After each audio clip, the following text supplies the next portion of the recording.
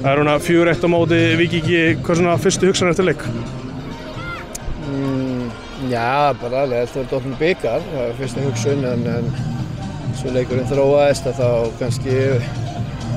sénsun okkar í stöðunni 2-1 og við svona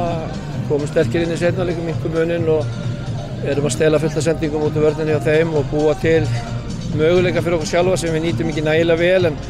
svo gerust við full ákafir finnst mér í að fara fram með ómarga menn og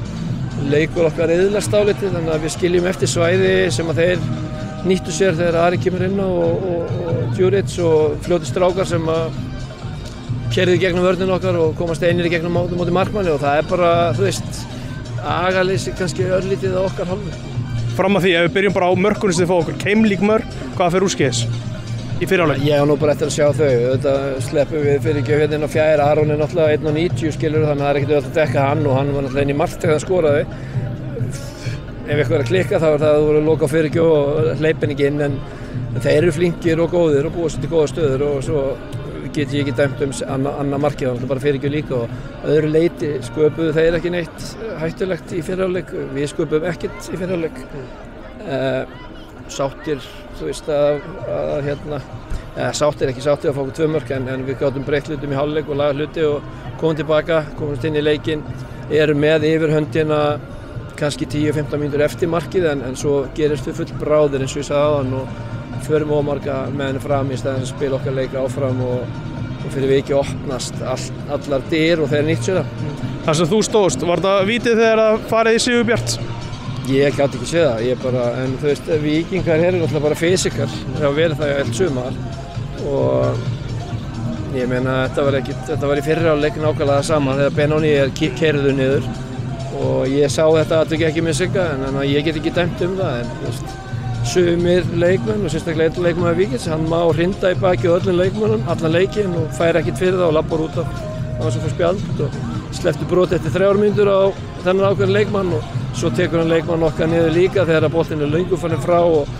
menn segist ekki sjá það og gerir ekki neitt en þetta er bara fótboltinn, ég meina menn komast upp með ýmislegt og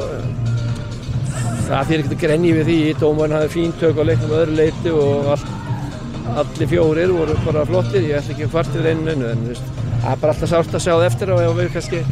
hefðum átt hugsanlega að fá það. Ef við hugsaum að þessum förum út í Benoni, það er brotið á honum í fyrri hálfleik, ég held að séu mjög margir sammála, er þetta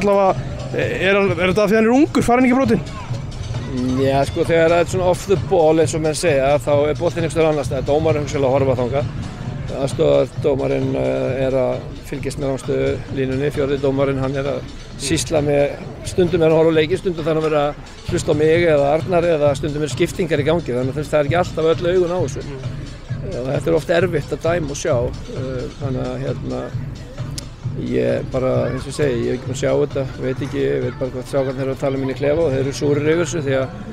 þú veist, út á velli er alltaf brot en þegar það á að fara að dæma víti fyrir svona þá þora menn ofta ekki að flauta en eins og ég segi, ég ætla ekki að, þú veist, skella skuldin á okkur aðra en okkur sjálfa. Rúnar, af hverju ferði í 3 manna verð á móti Víkingi? Ég meina, Kenny er búinn að vera veikur, hann gat alltaf anda fyrir 2 mínútum og hann gat ekki byrjað inn á. Atli er ekki með í hópnum. Við Finnur náðu að skríða saman fyrir þennan leik og við erum í 5 manna vörn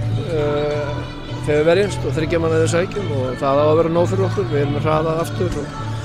þetta var bara með mannskap sem við vorum með, þá var þetta ekki ætlunin frá upphafi en með það að við vorum án Kenny og án Atla þá